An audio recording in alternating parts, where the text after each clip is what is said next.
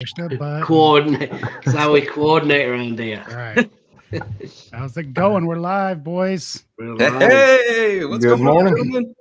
We got one of my favorite people in the world, Kevin Carroll, here today with us. So I gotta say one of because the other two favorite people are here as well. So I appreciate that. Yeah, thanks, that's a hell of a compliment coming from you, Don. Oh, I appreciate that, man. So you guys are doing some amazing things there in St. Louis. I've gotten to hang out with you a few times in your office, and it's always been cool and good times. You're good people for sure.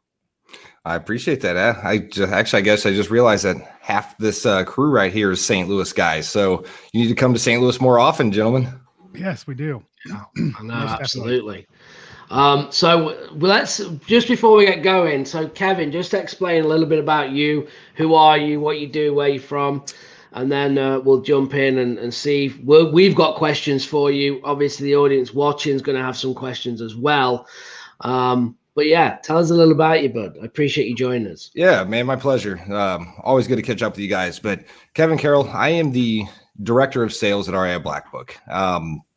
Been here for about a few years now, but before I decided to come into the software world and this crazy real estate world that we live in, I work for corporate America. It's a similar story that a lot of people have, right? So it's that 9-to-5 grind and you're just a number, and just was ready for a change. So Damon Remy, our CEO and founder, been a longtime friend. Our kids go to school together, golfing buddies and things like that. So I actually went to his boot camp event. This was March of 2018, I believe. But anywho, I went there and was trying to just figure out what REI Black Book is. What does Damon really do on a daily basis? And absolutely fell in love with it. I mean, you talking to other investors and just the camaraderie and leveling everybody up. And I just had never been a part of anything like that before. So left the corporate world, and here I am with 3 or 4 years in with REI Black Book now, and it's been awesome. So it's, we get to work with thousands of investors pretty much on a monthly basis. And, everybody's different. They've all got different struggles, different hurdles, the mindset aspect, the tools aspect, and helping bring it all together and allowing them to basically find their financial freedom. That's what it's all about. And it's good going to bed every night and being rewarded with all that. But that's my really quick version of who I am and why I'm here today, guys. Well, we're happy to have you here, Mr. Kevin. Hey, it's fun. It's fun. I feel bad for Don out there on the West Coast. I know it's a little bit earlier for him. I'm still slugging coffee here at 11 a.m. But me too, man. I just woke up like an hour and a half ago. I had to rush in. I'm not a morning person. Anybody who knows me knows that I'm nocturnal. I was up until probably 2 a.m. Last night, and then I was back up at 5:30 this morning. So I need to try to sleep more, I guess. Yes, you do. Yeah. Yes, you do. Yeah. For me, it's noon. So we all know who works the hardest here. All right. Oh, it's David Dodge by far. Yeah, it was funny yesterday when David Dodge says, "Man, I need some more energy. I'm going to start standing up." I'm like, "What? You don't need any more energy. You've been running around like jumping up and down on the walls and stuff." Right. Oh, David Dodge on his worst. David Dodge sleeping has more energy than Gavin and I put together. Oh, I love it. I love it. Guys, if you are joining us now live on Facebook or YouTube or in our group, we do these weekly. This is Coffee with Closers. Is this episode 9? I think so. Yes. Wow, we are already on episode 9. So what we do, Don, Gavin, and myself are the hosts. Today we have Kevin on. Kevin is a great friend of ours, and he is over at REI Black Book. So we're going to be picking Kevin's brain throughout the next hour on how REI Black Book can help you as a real estate investor.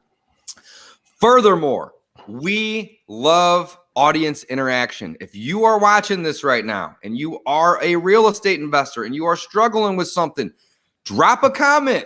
Let us know what that is. If you are not a real estate investor and you want to become one and you have questions, drop a comment. It doesn't matter if you're on Facebook or YouTube or whatever. All of those work here over at StreamYard. And our goal today obviously would be to learn a little bit more about REI Black Book, but also to help you if you are listening or watching into this. So drop a comment. We are here to help. Let us know where you're from if you're watching, and let us know what you're struggling with, or if you just have general real estate questions.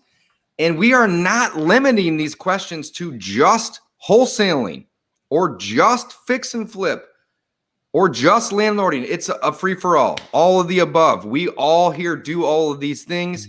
And again, we are blessed today to have Kevin on the show to help us talk about some of the ways that we can make our businesses run more efficiently, and how to also automate some of that stuff. So, Kevin, 100%.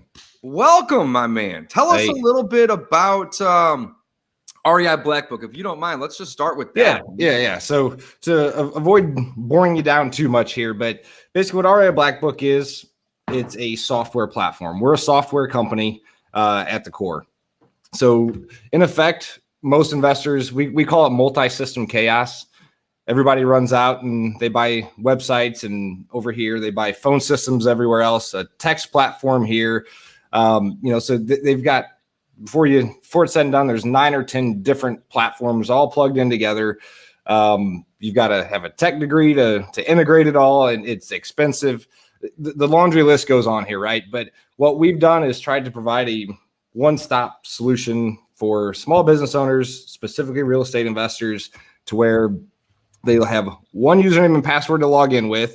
They pay one invoice every month, and it, in effect, streamlines their business and allows them to implement automation to grow and scale, right? So most of us, especially as we get started, we're solopreneurs, right? We're one-man shows trying to get going and up in speed. And without the proper tools, systems, and processes in place, you're going to work a lot harder than you have to right out of the gate. And that's what we want to do is help those investors not only get started, but even the experienced investors. How can we make them a little bit more efficient, convert a higher percentage of their leads?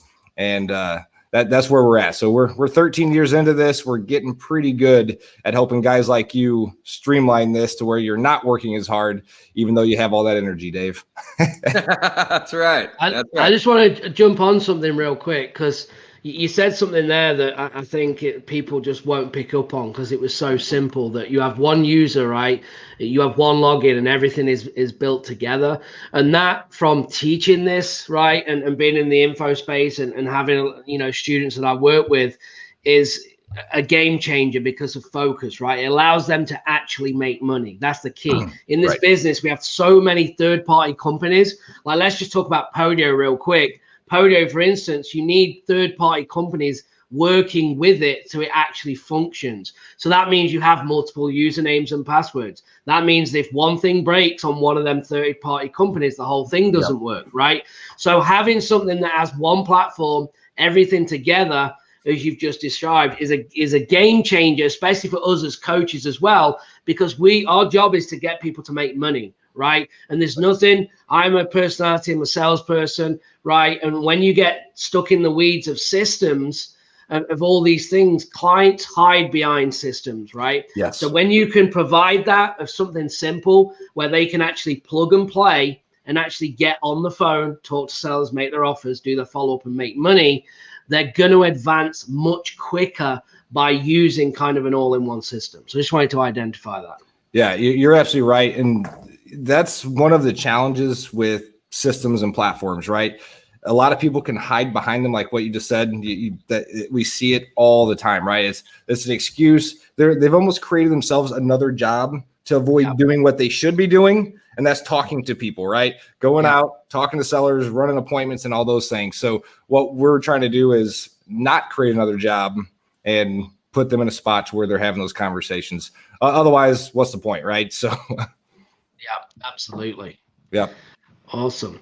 I know we haven't planned this, but people are watching us live. I mean, maybe throughout this, if we have time, do you have a quick demo we could do maybe at some point, even if it's just a few minutes, just kind of showing us the platform, a little operation of it, because people are probably going to be wanting to plug into that and kind of see what it does. I don't know if that's interesting. Yeah. So let me interrupt just for 1 second here real quick, because I'm going to help Kevin out here. So guys, REI Black Book has graciously hooked us up with a promotion for anybody and everybody that's listening or watching this.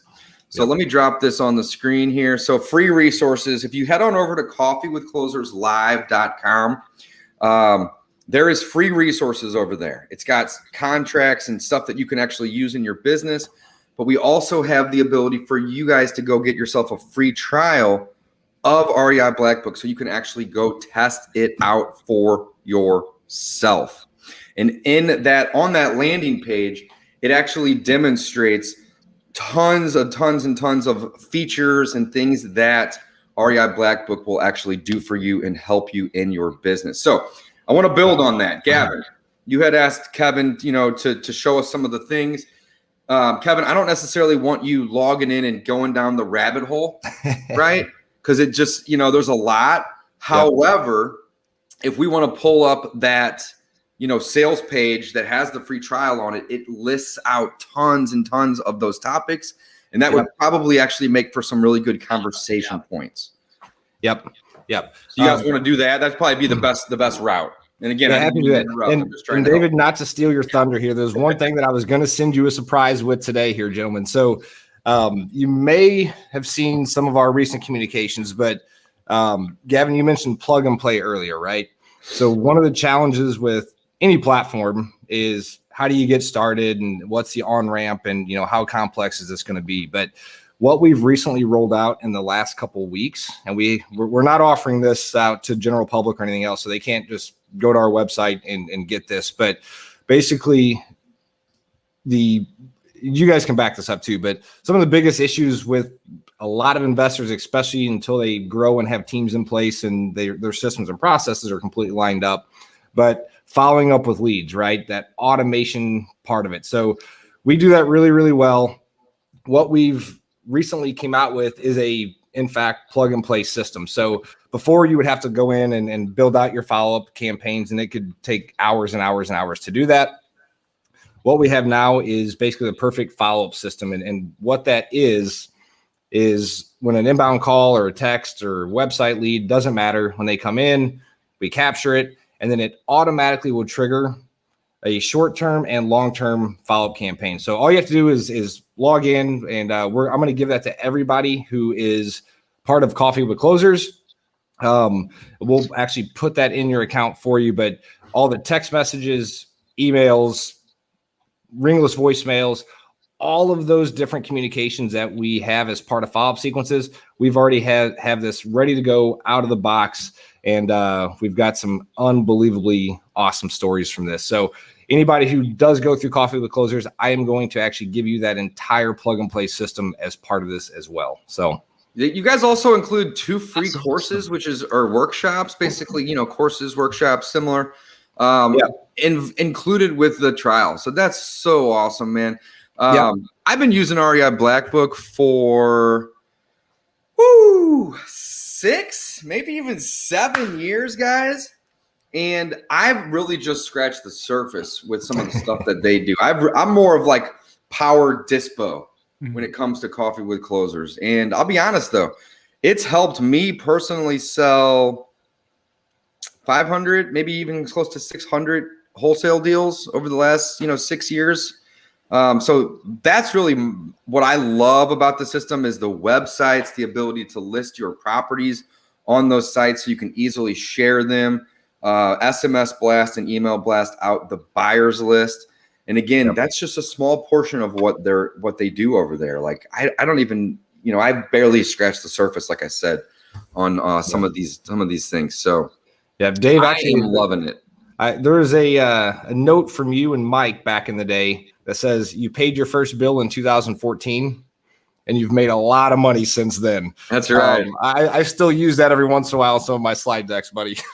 No, I'm glad you do, man. It's such a great platform. And like you said, it's the all-in-one place to go. So you don't need to necessarily go out and you need to find yourself an email platform or a place to demonstrate your deals and then another place to set up automations and flows and, all that type of good stuff. So Kevin, loving REI Black Book, man. I'm in there several times a week.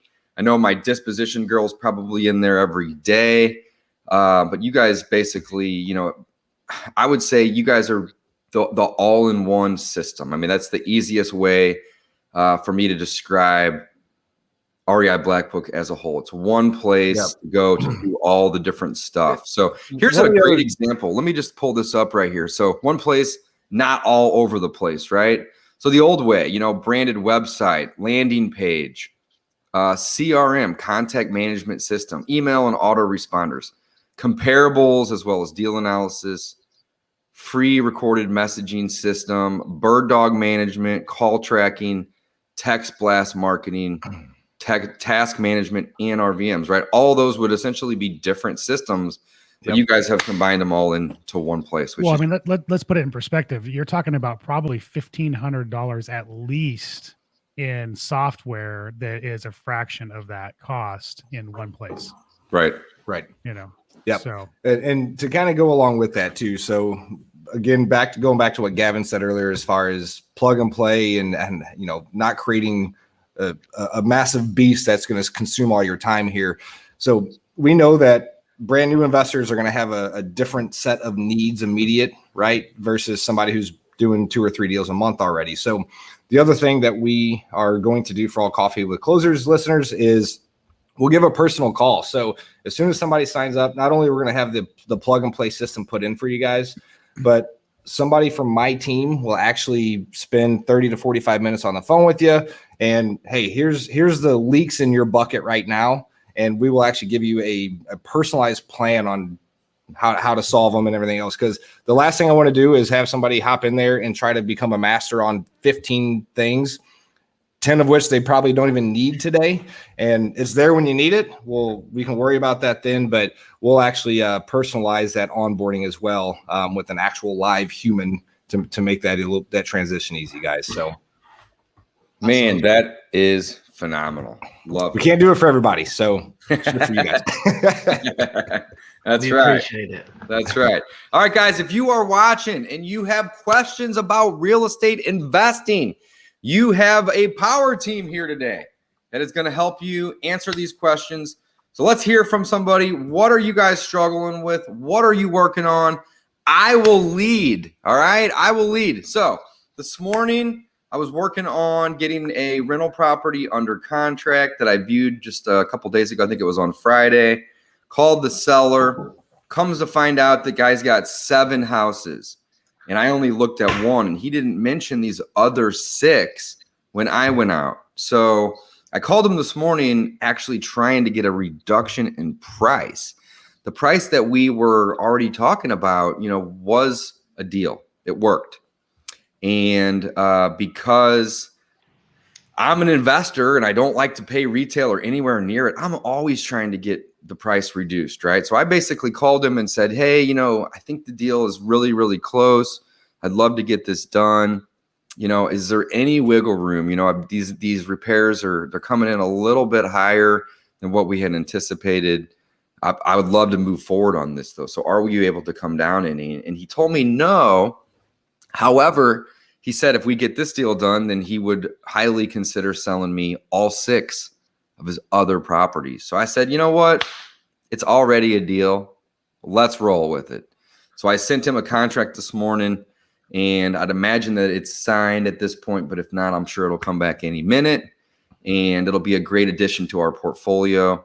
And then the cool part is we are going to obviously get this one done, and then we're going to go and we're going to try to get those other 6 from that seller. When you're trying to build your portfolio up to 100, 150, maybe even 200 doors, it is much easier to do that by buying 3 and 5 and 6 at a time, small packages, than it is trying to go out and find 200 individual properties to purchase, right? So not necessarily struggling with that, but just kind of giving you guys a little bit of insight on, you know, what my morning's been like here. I've already got one under contract today, so that's what's up. That poses a question for me to the group, because that's something when we're talking about being closers, right? You know, we're talking about controlling the conversation, the transaction, to get it to an end result that we want. And we got to watch out for some of the things that sellers throw at us that will take us off our game and possibly make us make decisions we normally wouldn't, like put a square peg in a round hole. And there's been a few times where my teams got super excited by an owner that says, if you do this one, and it's not a great deal, in your situation, it was a great deal. You know, if you do this one, there's 5 more behind it or 10 more behind it. How many times, just curious, have you guys had a seller, you know, talk you into doing a questionable deal because they had more that they actually gave you more? You know, because in my book, it doesn't happen as often as you think it would. A lot of times they'll say they have more. You'll do a deal you probably shouldn't do. I've done that. And then the seller is either MIA or sells to someone else or decides they don't want to sell right now. So how often does that happen to you guys? Or in the past? Well, I don't do deals that aren't deals. Right. Period. This one was already a deal. And I always am just trying to just be savvy and just get a better deal. Right. But that brings up a great point. Don't chase a bad deal with the assumptions of having a good deal come behind it, because that may not happen. That is such a good point, Don. This one, just from the hip, ARV's around 150. I'm picking it up for 100. It needs 20 grand worth of repairs. That's a deal all day, right? Especially when we're going to be using the BRRRR method. You know, I'll actually walk away from this deal with, you know, 5 to 10K in my pocket after we renovate it, after we get it, you know, all set through the system. Now, this is also a rented property, and it's rented at $1,000 a month. I need more coffee today, guys. The tenants, the tenants are paying $1,000 a month. My purchase is 100 grand. That's a 1% rule. Now, it needs some work, but it's already rented at $1,000 a month. So when I put that 20, let's say even 25,000 in it, I should be able to raise that rent to $1,250 to $1,300, which will keep me at that 1% rule. Great point, though, guys. Do not chase bad deals with the anticipation of trying to make a good deal out of something later by getting something else that may not be there or could be a lie, essentially. So, yep. Don, that is awesome advice, man. Love that. I want to throw that in there because that I mean, people get tripped up. My own team in here gets tripped up by that all the time, and I have to reassure them that you're probably not going to ever see another property. So don't try to square peg round hole it. Love it. Hey, we got some questions racking in. That's what this show is all about. Let's see what we got here. And Kevin, speak up, my man. We know that you have a ton of value to add to this group here. So what are your thoughts on upcoming foreclosures, guys? Do you think it will hit market and make an impact? I'll jump in and say, I don't think it's going to be 2008. And I was the one, I was on multiple panels when COVID hit, like, you know, basically prepare for the worst and hope for the best, you know, shore up your business. And that's great advice in any market. Shore up your business, make sure you don't have any untied loose ends. You don't have expenses on your P&L that don't belong there. Employees that are substandard. Like, you should always be running a good business, and it shouldn't take a bad situation to make you run a good business.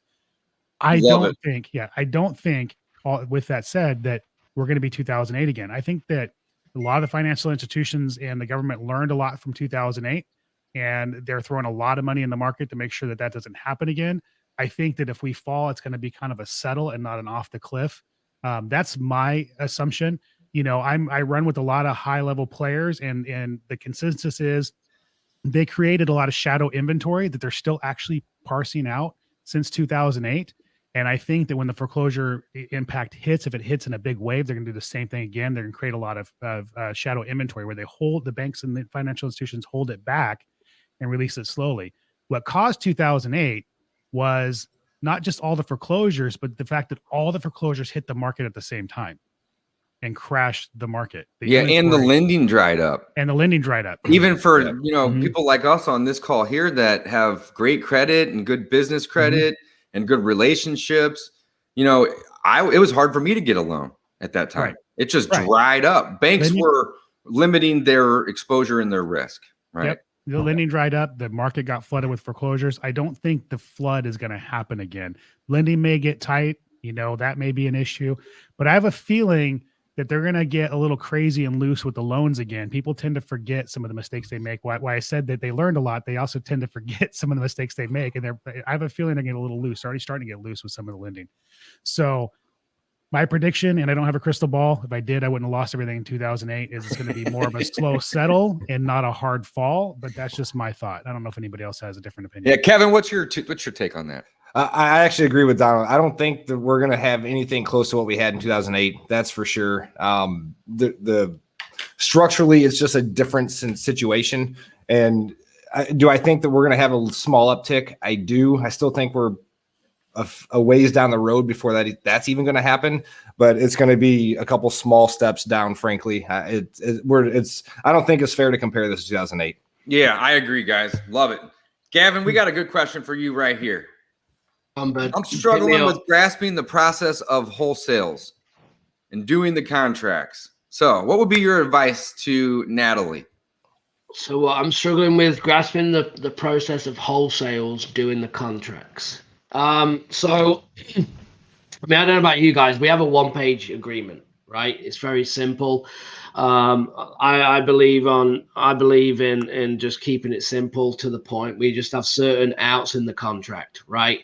And I think depending on Natalie, you could be a realtor, you could be looking at a 17-page, whatever they use. I'm not a realtor of nonsense, and I can believe that why you could get tripped up and all them things. But if you're not a realtor and you're using a one-page contract, it's pretty simple. We tend to have just some outs, right? We always have an inspection period. That's kind of how we get out of a contract if it's not a deal. So if you put in earnest money to bind the contract, we normally have an out. And with Dave, you're sharing it right now. We do have a contract that you can download and look at, a one-page contract for you to use. That's pretty simple. You just basically put the seller's name or an LLC, whatever you're buying it from, the property address, have a close date, whatever you can negotiate. Normally 30 days, 45-day close, maybe 60 if you need it. Inspection period, get as long as you can negotiate. And within that window, that's how you're going to get out the contract. So you need access to the property. That should be in the contract. So if you need to get any buyers, contractors, realtors, pretty much anyone needing access, they've got to give you access to that property. And if it's not a deal, you can renegotiate within your inspection period and get your earnest money back out. Now, as we talked about last week, I will say that as wholesalers, we get a bad rap, right? We get a bad rap that we're locking up these properties for 45 days, and 2 days before close, we're like, hey, Mr. Seller, we can't do it, and we're going to pull out the deal, right? When you knew after 3 days it weren't a deal, but you've been trying, as Dave just said, you're trying to turn a non-deal into a deal, right? And you're going down a rabbit hole, and it's a waste of time. So make sure that you're not using all of your clauses that you're under contract to a benefit that's not helping anyone, right? It's not helping you because you're wasting a ton of time on a deal that's not going to work. You're stressing the seller out because they're going to make moves thinking you're buying it when you're not. So try and get out of the contract early. With us, we want to know within 7 days if we have a deal or not, and we need to make moves. We need to renegotiate within 7 days. I don't care if I have a 21-day inspection or a 60-day close. If I already know I don't have a deal, I want to make moves in 7 days. So that's what I would do. Now, it's going to come back to Natalie also say, do you need an LLC? You don't need an LLC to do business, but I personally, I don't know what the guys think. I think you should just get an LLC. I think most states it's pretty cheap. I know there's some more that are expensive. California probably charges you crazy. I don't know. It's cheap to get it. It's just not cheap to have it. You got to pay annually to have an LLC in Cali? $800 a year, and then if you don't structure the LLC property, you have a minimum tax, which can be up to $6,000 a year. If you're flipping properties, you need to structure yourself as an LLC tax as a C corp or an S corp. What? Yeah, it's a lot. The 11 LLCs that I have would cost me like $40,000 a year just to own them and maintain them. The $800 a year just for the LLC fee. Yeah, and then if you do over $1 million in gross receipts, not what you net in gross receipts, and you're paying $6,000 a year. So you gotta structure your tax stuff properly. It's a whole thing. We're not gonna go down that rabbit hole. Yeah. What stops you guys from going and getting an entity out of Missouri? Just that because you have to file the taxes in Missouri then, or? Because we're still doing business in California, and then we have to file as a foreign entity, and we're still paying fees for it. So Got it. So it doesn't even matter. You might as well just do it locally. Yeah, so, just leave California, basically. Yeah, I'm on my way, boys. St. Louis.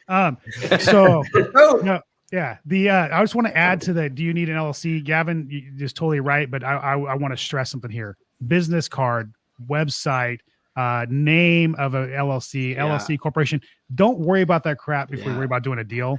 like worry about doing a deal. I did business for a long time in my own name, and it's not the best way to do business, but I still did business that way, and I made money that way. So many people get hung up in, what am I going to call my LLC? What's my business card going to look like? You know, before they even go do a deal. So I would encourage you to go do your first deal and then use that money to set up your LLC and everything else. Yeah, 100%. I think when I set mine up in Arizona, it was $50 to set it up, and I think you could earn 15,000 as just under your name or something before you needed an LLC. But I was like, it's $50 to just set one up. And Don's right, just name it anything, because you're gonna have multiple anyway. Just don't overthink it, and you don't need a website and all that before you do deals. It's nonsense. What I see a lot of people do is they name their LLC their street name. So like I live on Kindon, so they would call it Kindon Properties LLC, or just it could be your last name. Yeah, don't overthink it. I do want to jump back just for 1 second. So Natalie said, I'm struggling with grasping the process. And Gavin did a great job of explaining wholesaling. But I want to just circle back just for 1 quick minute about the process. So here's the process of wholesaling. You got to find a deal. Can you find a deal on the MLS? Yes, but it's very difficult. So I wouldn't start there. I would start by learning how to market, Natalie. I'd learn how to start marketing directly to sellers. You can do so by driving for dollars. You can door knock. You can get a list and cold call. You can create your own list and cold call. You can send direct mail. You can do bandit signs. If you have the budget, you can go out and do larger type of marketing plays, like maybe get a billboard or do radio ads. There's so many different ways. In fact, there's hundreds of ways to go out and find a deal, but you got to find a deal. Next, you're going to use a contract to gain control. You're not actually going to buy anything. That's the coolest part. You're just going to gain control. Now, you're going to have the intent to buy it, right? But you also are going to also have in your agreement typically that, you know, the deal is going to be subject to a partner's approval. And the cool thing about wholesaling, and it doesn't really matter what part of the processes you're in, but you can essentially eliminate your risk down to zero, right? 80% of the deals that I've done, which is probably over 700 at this point, 80% of them have used none of my own money to actually flip the property. Now, I've spent time and money to get the lead, right? And I don't want to neglect that. That's very, very important. You are going to spend time probably and money but probably to get the good deal, to get the lead that's going to be wholesalable. But once you get it, you're going to use a contract to gain control. And in that contract, you're going to have CYA clauses that Gavin mentioned.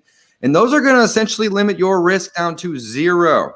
And then during that inspection period time frame, you are going to shop that contract to purchase. So you're going to be selling that property, but you just want to add a couple words in there like owner by contract, something along those lines in the bottom of that marketing message. And you're going to shop that and you're going to find a buyer. And if you find a buyer that's willing to pay you more than what you're paying, and they can also abide by all the terms that you set forth, when's it going to close? Is there enough time to inspect, et cetera, et cetera? Then you're going to line up the closing, assign it, double close, whatever that might be. In the event that you don't find a buyer or your buyer is lower than where you are at, not a big deal. Go back to your seller. You have an agreement that offers you the ability to exit the deal if you don't find a partner or if you don't, have your due diligence all done right. So you can go back to the seller, but now you have fuel.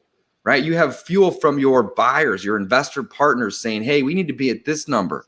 So you can go back to the seller. You can say, hey, I really need to be at this number if we're going to be able to get this done. Hopefully we can do that. Otherwise, I'm going to need more time to go find a different partner. If they agree, boom, you got yourself a deal. If they don't agree, well, then you're just going to say, it was great trying to get this done with you, but I don't think that we're going to be able to get this done. Let me know if things change in the future. That's it. That's the entire process of wholesaling. You are not really buying and selling property. Instead, you're using contracts to gain control. And then you're buying, I shouldn't even say buying. You are selling a contract. You never even had to buy it. You generated it, right?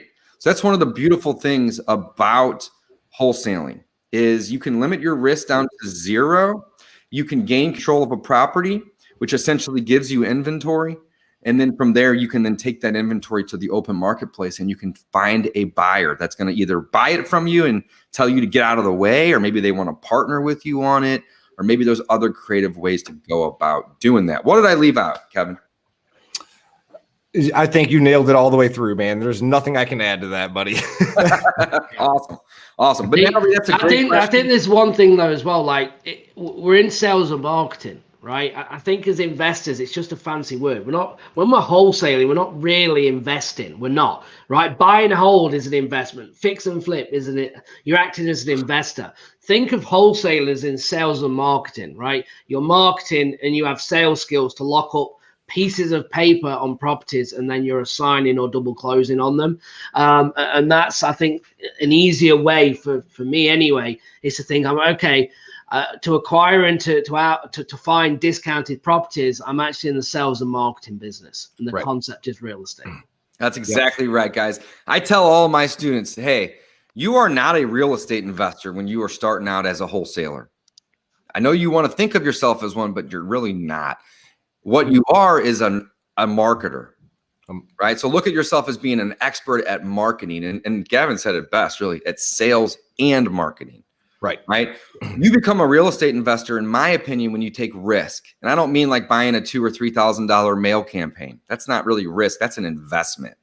What I define as risk as, something that you're going to basically take down. You're going to actually buy it before you sell it. Or you're going to buy it and you're going to fix it up and then sell it. Or maybe you buy it and rent it. You're taking risk when you do so. Yep. So think of wholesaling as a sales and marketing play and or a sales and marketing business. Whereas becoming a real estate investor is the next step. It's whenever you would then go cherry pick one of those great deals for yourself and then take internal risks with your business or your bank account or whatever that might be. So love it, guys. You nailed it. Yep. It looks like Natalie said that she said, thank you. Of course, thanks for asking. In Texas, it's only $300 to start an LLC. In Missouri, it's $35. So guys, if you want a cheap one, come to Missouri. $35. There's no cost to renew. In fact, I probably have 5 or 6 LLCs that I don't even use that are just out there randomly waiting for me to come pick them up and play with them, right? So don't overthink the LLC process. Again, Don was saying earlier, you can do this in your own name. In fact, I probably did the first 10 deals out the gate, 7 years ago when I got in this full time in my own name.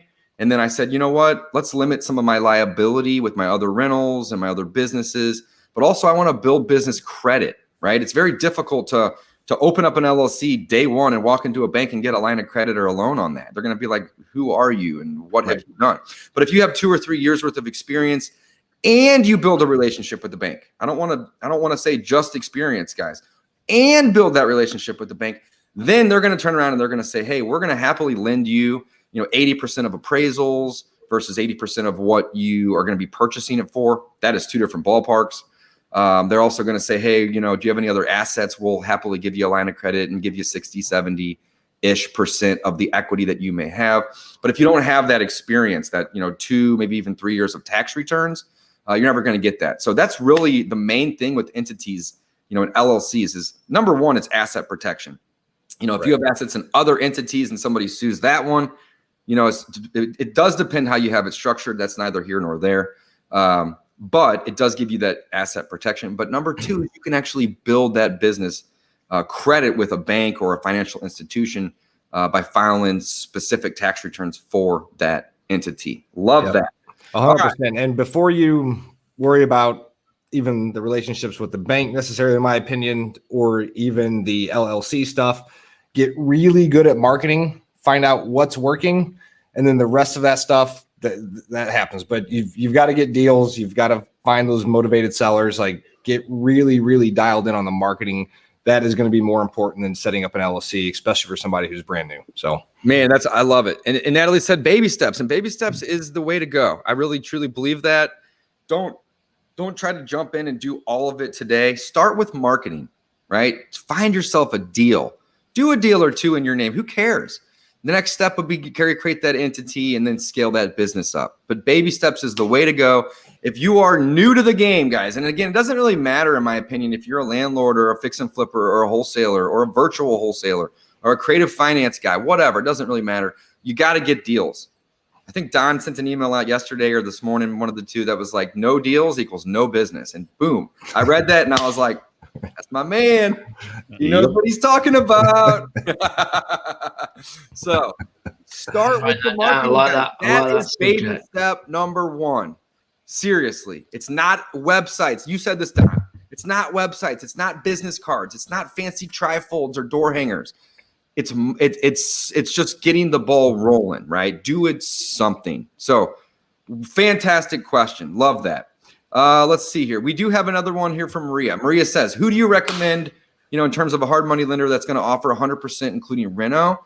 My advice, and I think everyone's going to have a different opinion on this, which is actually really cool, but my advice would be, hard money lenders are typically local. There's some of them that are multiple states or maybe even nationwide.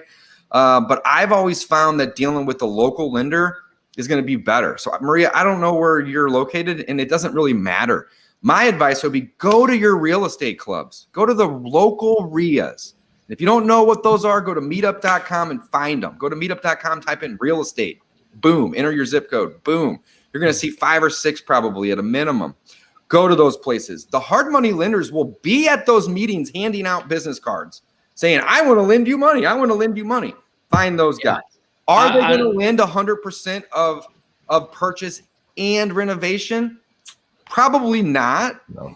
But if you build that relationship with them, like we talked about earlier, they might do that. And a lot of it's going to have to do with the deal. I think you're only going to do that, though, through you doing deals, right? Your terms get better. I don't, and again, maybe you guys know, but if you're new and there's no hard money lender that's going to do 100%, you need to look for private money for that. Hard money, you're not going to find it. And you might get it after you've done 4, 5, 6 deals. Then you've built that relationship. But you're only gonna build that by doing. You're not just gonna go and sit with coffee and go, well, I've took them out for coffee 5 times. Now they're gonna do it. They're gonna see that you know what you're doing, right? So that's just my take on it. But you need to go over private money. So go and look with everyone that is rich in your family or that has money. They're more likely going to be lending at 100% with 100% reno. That's exactly right. But don't go in expecting that, right? Like after you build that relationship with them, that may even mean I need more coffee, guys. I said it before. That may be even meaning that you go do a deal or 2 with them and they only offer you 70%, or you do some other deals that they see you doing, right? So building that relationship, building that experience is going to help you. There's lenders in my market that are lending 100%, but they want to see you get the deal at 50 or 60 cents on the dollar. And if you get it that good, they'll give you 100% of the purchase and the reno. But if you're only buying at 75 or 80 cents on the dollar, even if they're brand new, way are they going to give you that reno? So it does depend a little bit upon the deal as well. But the question was who? Who do you recommend? So let's circle back to who. Well, Don, did you want to add something? Just sorry, real quick. Don, was you going to add something? I was just going to say that hard money is a business, and as a business, they usually will expect you to come in with something. They'll go up to 90%. Yep. Very rarely will they go up to 100%. There are some out there when you do have established business, established experience, but it's rare. Right. Private money is the way to go. I go 100% private money. They fund 100% of my deals. Even when I had no experience, I was able to structure a JV situation where they put up 100%. I did the work. We split the profit. So if you don't have money and you need somebody to fund 100%, maybe consider JVing with them where they put up the money and you do a profit split with them and establish yourself, and then find lenders that'll do 100% going into it. But that was just what I was going to add to it. So go ahead. What money, Don? Just curious. What do you pay in private on what percentage are you looking at for that? I'll pay 10% for private for 100%. And that's 100% of holding cost, purchase, and rehab. I mean, no money. I'll do a point from time to time. Same here on the lender. I don't like to go more than a point, but even that gets I don't pay that point at closing. That gets wrapped into the loan. So I come in with no money. And how I structure that is I sit down with the lender and I say, look, if you're putting 10, 20, 30% down on a deal, and I'm doing multiple deals a month, and then I'm having to front the rehab and get reimbursed, how am I a good bet? I'm a business running on empty. I have no money in the bank because all my money's in deals. How am I a good bet? Now, if I keep my money in my bank, I keep some operational reserves, and I run my business from a position of health and power, I'm a better bet. And that's how I was able to pitch lenders on loaning me 100%. Because they think you need to have skin in the game. And skin in the game is actually more dangerous to the lender, because as you're growing a rehab business or a rental portfolio and you have skin in the game, all your money's in projects, you're running empty, you can't eat, you can't pay your mortgage, you're a bad bet. So I just sat down and I said, this is how I'm a good bet. I need 100%. and I can run my business from a position of power. I can market like I'm supposed to. I can hire like I'm supposed to, and that's how I sold it. And I'll do up to 10%, but I'll let me just throw a secret in here. When you sit down with the lender, don't say how much you're going to pay. Sit down with them and say, how much are you expecting? Because sometimes they're expecting less than you're willing to pay. That is a great piece of advice. Yeah, really good. I don't even do that. I'm running with that. I'm running with that. That's great. What are you wanting to make? What do you want to Yeah. No, it puts you in a position of power, because sometimes they're expecting less. But if they ask for 14%, then I have the power to say no. If I say, hey, I'll pay 10%, and they say, no, I expect 14, that's a power dynamic shift. Now they're in control. If I say, how much you expecting to make, and they say 14%, and I say, I can't do it, suddenly they're going, what can you do? I think that's important as well. And you can actually transition that into closing, right? Real estate deals. Get the number from the seller before you spout the number out, right? We can transition that in exactly the same way, negotiating a deal as well. Same concept. 100%. Really good. Yep. Yeah. Love it. All right, guys, we got another question from RW here. How do you handle property management, rents, expenses, etc., in-house accounting, other software, professional property manager? 5-6 questions wrapped into one. I've done it all. I've personally managed properties for about 8, 9, 10 years on my own. I've had in-house property management where I have, a person that works for me that's dedicated to managing the properties. I've had in-house property management that's even been a third party, and which is kind of weird to be in-house, but we kind of did like a little mesh thing of it. I've hired 4 or 5 external third-party professional property managers, and I've basically found myself going through those property managers every couple months because I didn't like them. I landed on one that I've been with for probably 2 to 2.5 years at this point. So there's really no right or wrong way to do this. It's a personal preference. I don't like dealing with the tenants. I like dealing with the property, right? So if you follow me at all, you've heard me say this. There's a people business and there's a property business. I prefer the property business. So doing the property management in-house, I didn't really like it. I didn't enjoy it. I'm too nice. I'd go above and beyond. Which is good in some scenarios, but for the financial statements and the business, it wasn't always the best decisions, right? So I would say my best way to answer this is figure out what your goals are, and we kind of always circle back to this, right? But if your goals are to have rental property and never deal with anything, then you're going to want a professional property manager that's in place, that's taking those calls and handling the maintenance. If you're pinching your pennies, and you can do this yourself. You don't necessarily need that property manager. However, they're going to make your life a lot easier. So what are your goals? Are your goals to make the most money, or are they to have the most freedom? In terms of what was the other thing here? Accounting and other softwares. Our property manager at this point uses AppFolio. That's one of the bigger ones. I think Buildium is probably the biggest, but AppFolio and Buildium are going to definitely be your 2 biggest ones. And I've tried 5 or 6 other ones as well. They all essentially do the same thing, right? They allow you to create a portal for your tenants to come in and pay their rent. They allow you to, collect tickets for maintenance issues. And then when it comes to accounting, you can export all that stuff out of, that particular software. So again, it's preference. Buildium's not better than AppFolio, and AppFolio is not better than Buildium. It's which interface do you like the best? They both basically do the same things. One may have a couple other bells and whistles that the other doesn't have, but do you need those? And if you don't, then you're probably paying for something that you don't need. So that's a great question. I don't have a right answer because it just varies. What's your goal, right? Kevin, I have a question. Does REI Black Book, do you have a section for running property management on properties and things like that? Yeah, so we don't have the direct accounting piece where it's going to basically handle the ledger and the payments, et cetera. We do have resources that can tie into QuickBooks and things like that to help with the accounting piece. But back to what David was talking about as far as like submitting maintenance requests and marketing the rentals as tenants are changing and everything else, we do have a lot of automation specific to landlords, right? So we just did a workshop a couple months ago on how we can automate a lot of the property management, maintenance requests, communicating with tenants, and so on and so forth. But the actual accounting piece, that is not something that we would handle inside. Nope.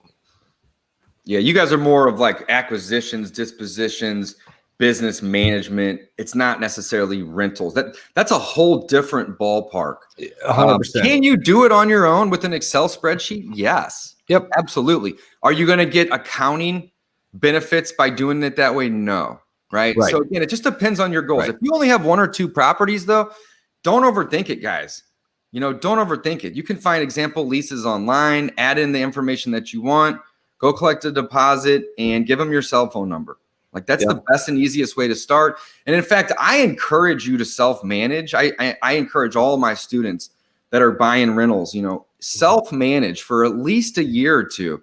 So you get familiar with the process and then go outsource it as you grow, right? But if you don't do it yourself, just like wholesaling, like I never encourage somebody to go hire 5 VAs without ever doing a deal. Because how are they going to train their VAs? How are they going to know what to do when the deal presents themselves? So my advice would be do it yourself for a year or 2, give or take, right? Learn the process, then bring in that property manager. Or if you're really scaling and growing and you do care more about money than time freedom, bring that in-house. Hire somebody to help you do it. Or maybe that's just the business that you want to get into. So there's a lot of variables there.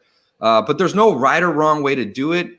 I think it all drills back down to your goals. Like my goal is to create passive income while creating freedom for myself, right? It's not just to maximize my income. If that was the case, I wouldn't have anybody working for me, most likely. Maybe a couple VAs, but I wouldn't have all these third-party people, right? I pay them a lot of money. Last year we collected $350,000 in rent. The year before was $580,000 in rent in 2019. And we'll probably be somewhere in the 400 to 500 range in 2021. $1,000. I'd love to be able to get it up to $2 or $3 million a year in rent being collected, or triple that even, right? But that's a lot of work too. So we obviously chose to just bring in that professional third-party individual. Great question. Yep. All right, a couple more here, guys. Great idea, Don, on the private lender. Thank you. Very cool, Maria. Thank you for asking. We are here to help. Maria's got another one, actually. I have to say thank you for creating the show. You guys give so much. God bless all of you for your experience and sharing. I look forward to those webinars every single time. Maria, we love having you here. Thanks for coming. This is what we love to do here. All right. So another one here from Michael. Michael says, I'm using batch driven. I have about 500 houses to skip trace. Is 500 too small an amount of leads to justify buying a power dialer? I plan to text them, but thinking about purchasing a power dialer. Gavin, you're probably the best for this one. Yeah, if you're doing it, 500 is, it's not a lot. I'd only do a single dial on this. I'd do a single line dialer. I would not do the triple because it'll just eat it alive. So I'd do a single dialer on it. Do you necessarily need to have a power dialer? If it's just that 500, no. I would, however, though, be using the resources to pull extra lists behind it.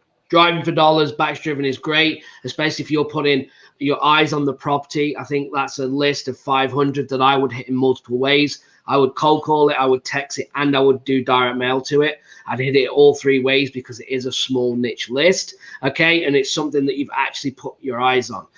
So it's a fantastic list. It's probably the best list that you can get, in my opinion. So behind that, if you're going to go to the dialer and use a single line dialer, I would be pulling a list behind it of an absentee, a free and clear, a vacant, or whatever. Great advice. And I would pull more lists in to then keep feeding to the dialer so you can then keep creating more leads. That's what I would do. Yeah, so my 2 cents, dude, 500 houses that you've got on batch driven already, Michael, that's phenomenal. Like, great work, by the way. Keep it up. Here's something that I would maybe suggest, though. Like you're saying, it's 5. Let's put that back up on the screen just for a second here. I know it cuts down in Kevin off, so I don't want to keep it up here too long. I love to. There you go. But is 500 too small? And I know that you're talking here about dialing, right? But one thing that you can do with batch driven, and I love batch driven, I use it a ton, is you can skip trace in the app and call in real time too. So, it sounds to me like your approach is just bulk, getting as many properties as you can. But don't discount the fact that when you're out in the field driving, if you see a really bad one, do an instant skip trace and call them or text them, or maybe even put them on a small mail drip. So some of the things I like to do is set up a campaign that maybe hits somebody every 45 or even 60 days, and then drop 4 to 6 postcards on them. That way I'm hitting them over 4-6 months, give or take, once every other month or every 2 months or whatever it may be, but letting them know, hey, I'm really interested. On top of that, I may call and I may text, right? But I guess the point that I'm trying to make is don't discount real time.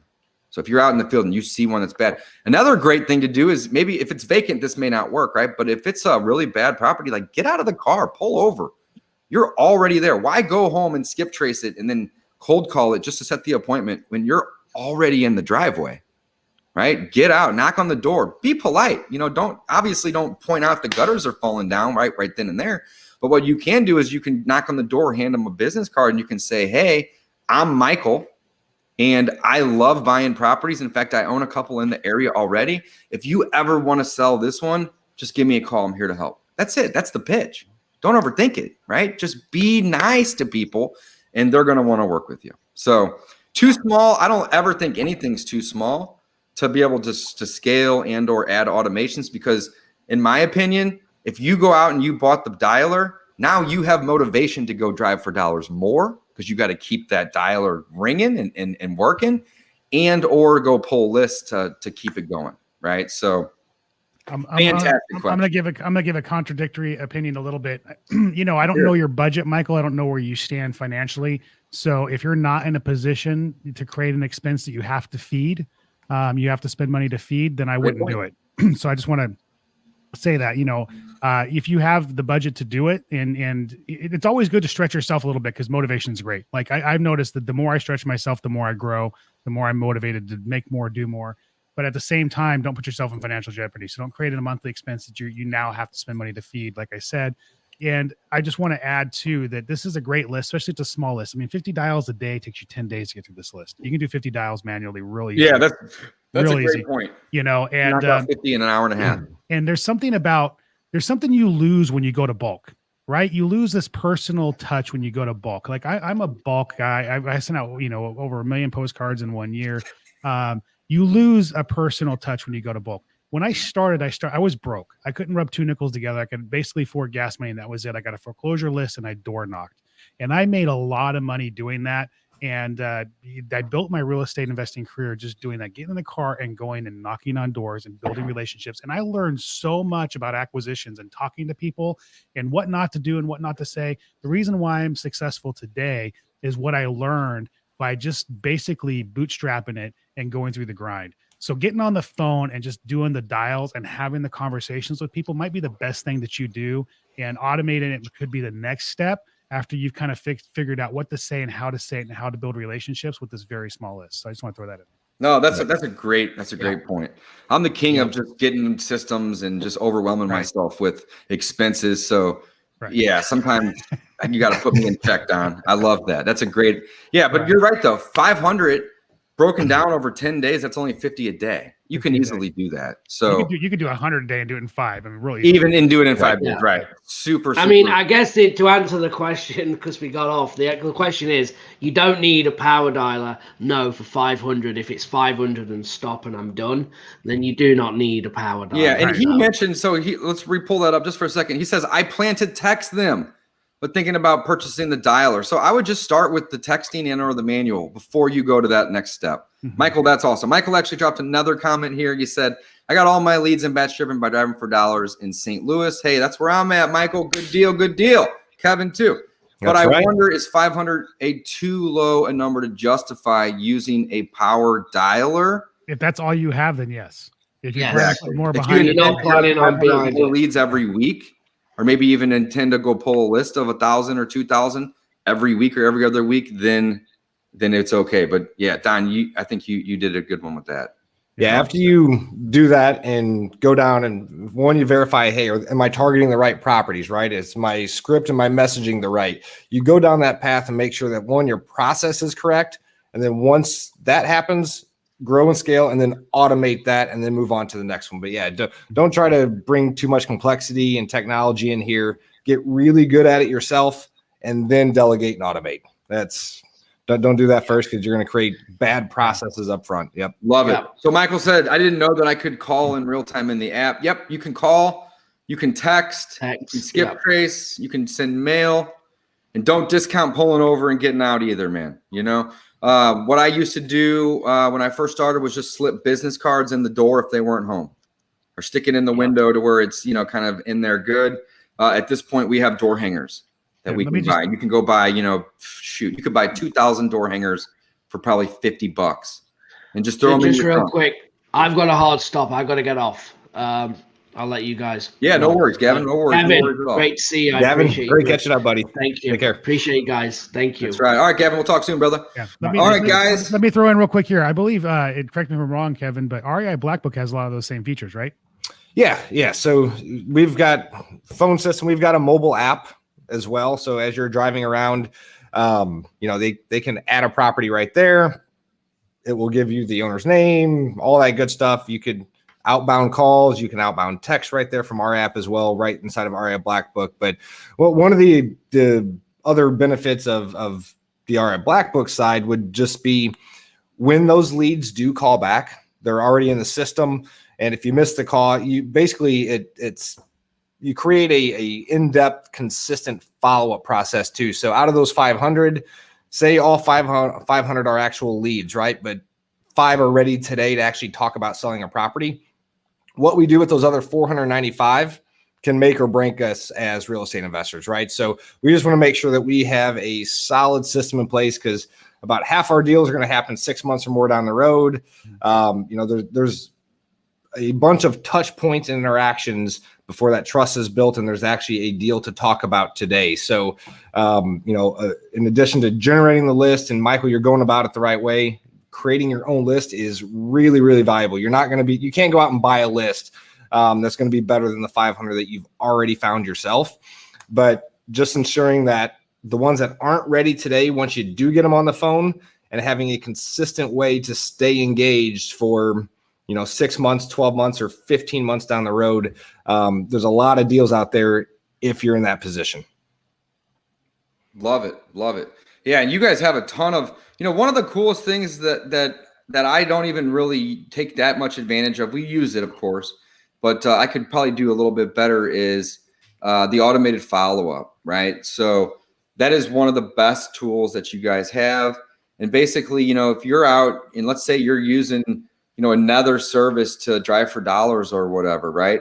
Well, you may want to do your cold calling or your cold texting, you know, from an REI Black Book number, because that way, if they call back at a later time, you can set up automations that may send them a text right back saying, hey, I got your call. I'll call you back here in an hour, you know, or maybe you can drop an email, or I mean, there's just so many different things that you can do to let them know that you are super interested, as well as help you follow up if that may be weeks or months down the road as well. So huge fan of REI Black Book. Guys, I mean, they literally have more things than I can even begin to list in terms of offerings. Again, the best way to describe REI Black Book would be it's the all-in-one place. You know, you don't necessarily need a bunch of other tools. If you have REI Black Book, you can run your entire business there.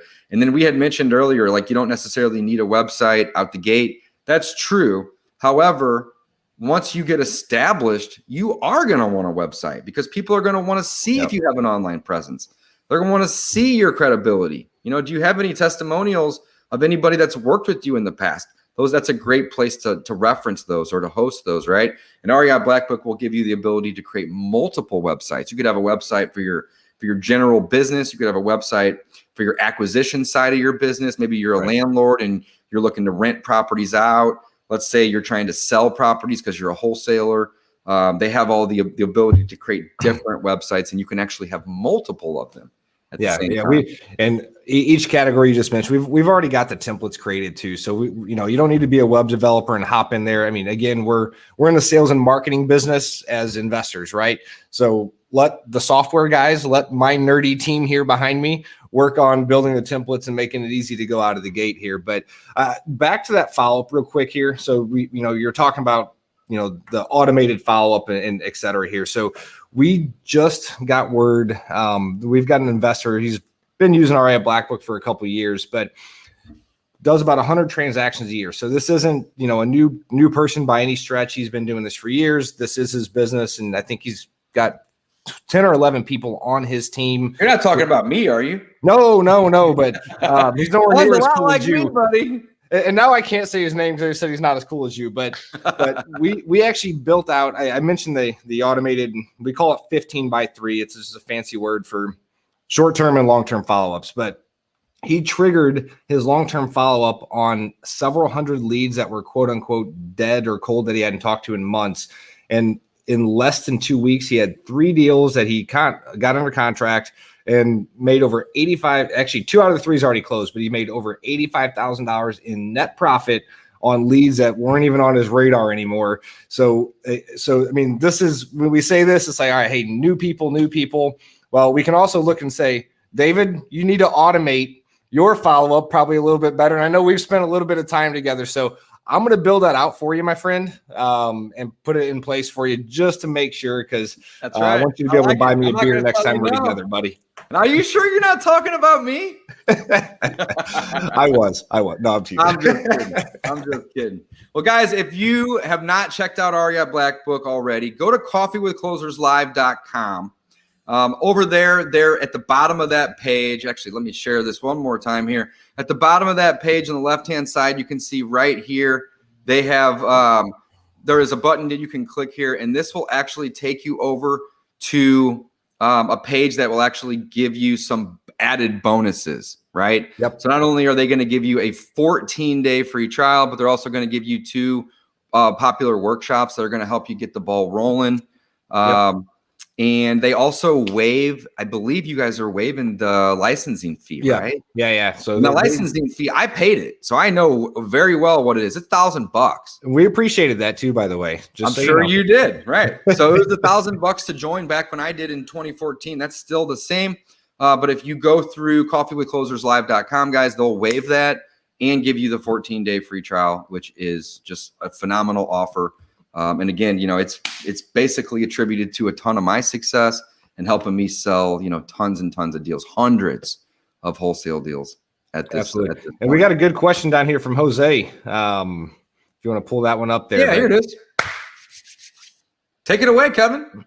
Well, hey, so this is a loaded question, obviously, but I'll go back to what Michael was doing, right? So for $1,200, where do you build your own list? Is it direct mail? Is it radio ads, et cetera here, right? So based on the number of leads that you're able to convert, and this is always a loaded question, big time, but where I'm going with this is, $1,200 can get burned up really, really quickly on like pay-per-click, right? So we're going to have typically much higher quality leads when they come in, but are we comfortable enough? Do we have our scripts down? Are we able to convert a high percentage of those leads when they come in? Or, maybe some newer investor, direct mail may be a better way to get started and work on that list there. But basically, how many leads do you need? How many deals per month are you looking? Do you have time to generate your own list? And if so, then maybe texting and cold calling and direct mail may be a good fit. If it's something where you need a deal right now, the most motivated person out there, maybe Facebook ads or pay-per-click or something like that. But again, you're going to pay a lot of money per lead. You've got to be really good at closing those things down here. But I'm sure you've got some better advice than that, Dave. Here's the deal. $1,200, it depends how you look at it. Like if you're brand new, that's a ton of money. Right. Like to Big Daddy Don, the Don father over here, he may drop that in 10 minutes on some marketing because he's just the man and I love him to death. But if you are brand new, right, that's a ton of money. So, yep. I mean, here's the deal. There's no best way, in my opinion, right? Just do something. That's my advice, Jose. Do something. So if that means that you're going to start driving for dollars, man, get out and do 20, 30, 40 minutes a day minimum. Don't, and Don's heard me say this before, don't bulk it to just going out and doing 6 hours on Saturday. Because then if you got a wedding next Saturday and you're sick the following Saturday, 3 weeks went by where you didn't do shit, right? Don't do that. Instead, do something very consistently. So start with one thing. Maybe that's driving for dollars. Maybe that's putting bandit signs out. Maybe that's cold calling for sale by owners on Craigslist and Zillow. Yep. Doesn't matter what that thing is. Start with one thing, get really good at it, and then scale that thing and add the second thing. With $1,200, you know, if you're using, for example, Batch Driven as just your marketing source, skip traces over there like 12 or 15 cents. So you could skip trace like 200,000 people. I'm just guessing the number here for $1,200 a month, or just in general, right? So that would be a great place to start. But just do something, right? That's really what happens, right? We do a lot of different types of marketing, and here's the thing, guys, they all work, right? Some better than others, but at the end of the day, all of the efforts that we put out will return some sort of investment, you know, a positive return for us.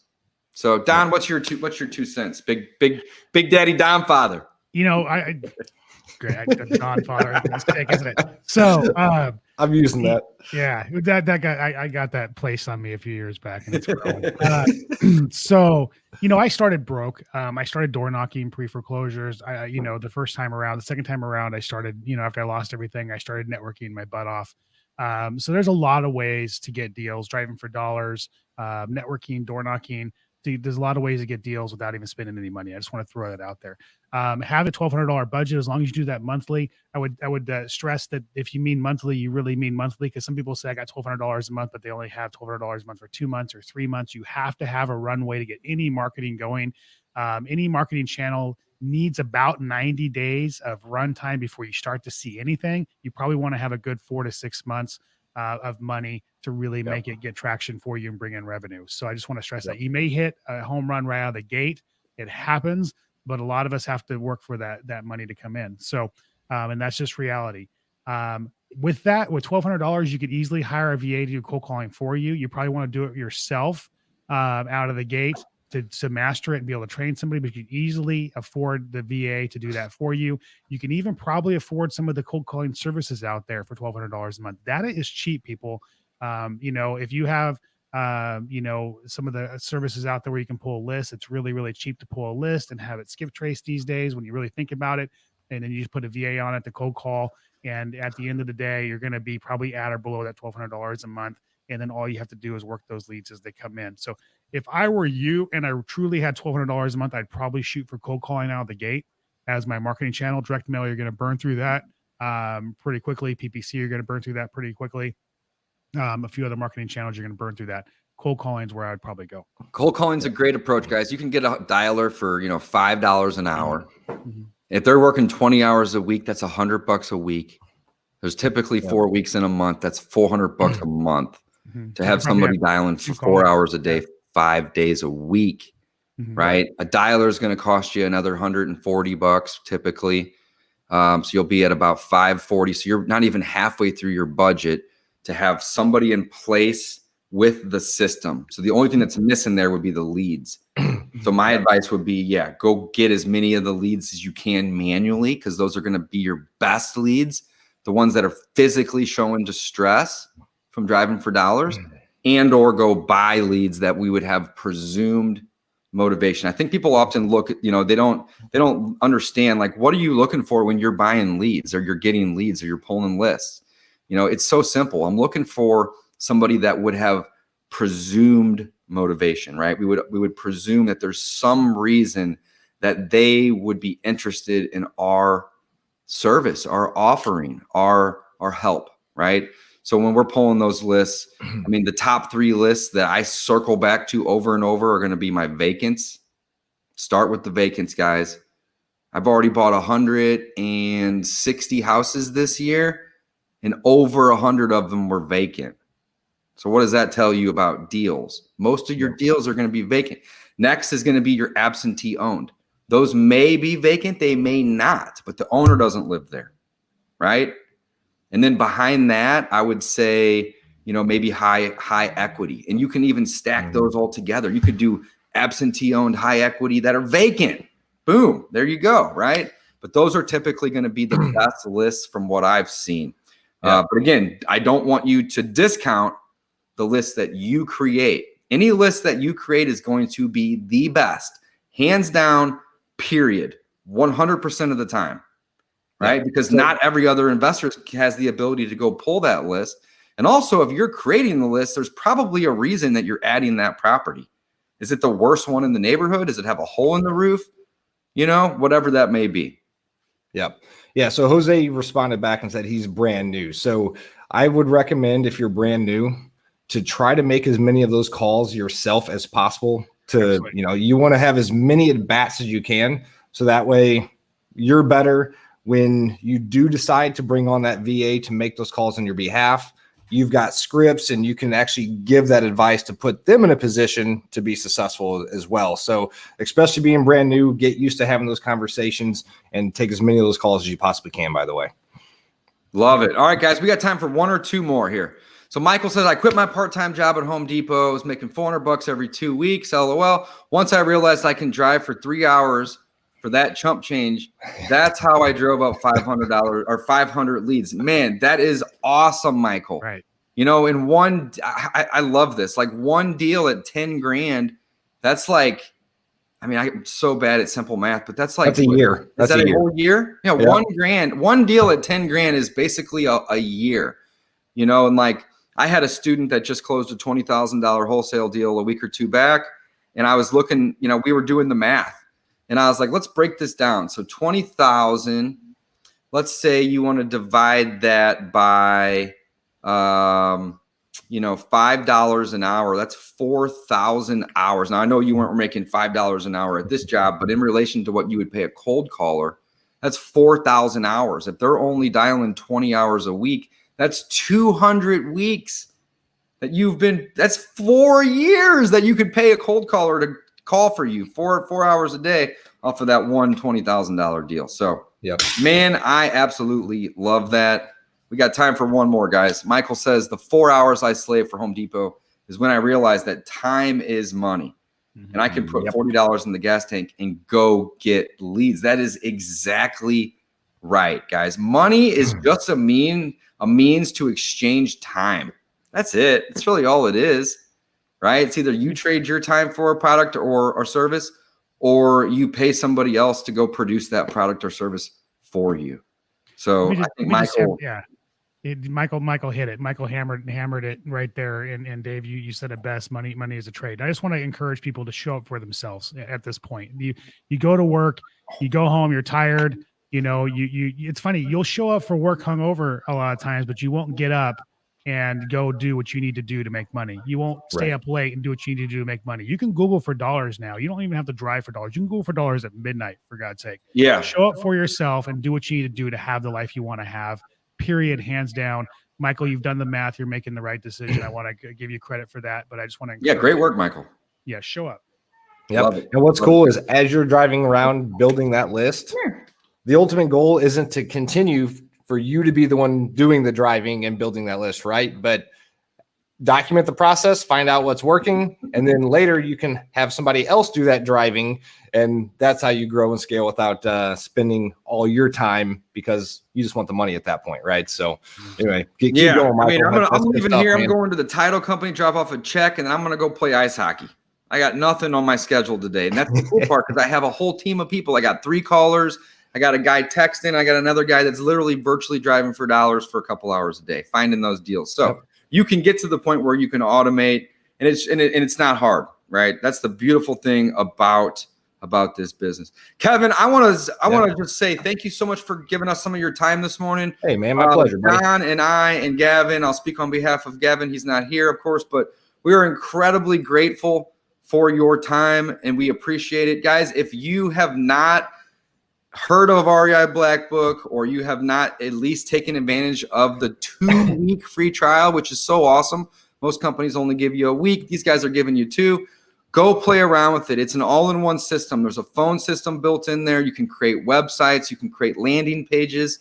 You can set up automated follow-up. You can market your deals. You can text blast. You can email blast.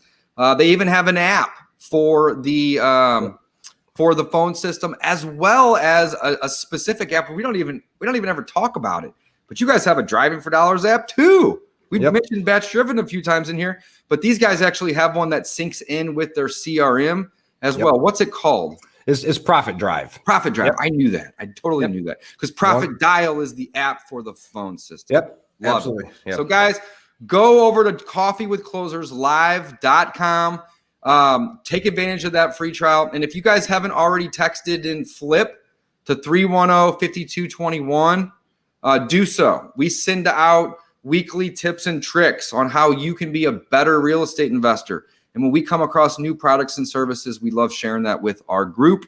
Don, Kevin, any parting words for our audience today, guys? I'm good. I really appreciate it, guys. Always good catching up with you. Awesome. Don, what you got, brother? Just show up for yourself. Like I said a minute ago, go out there, do it, crush it.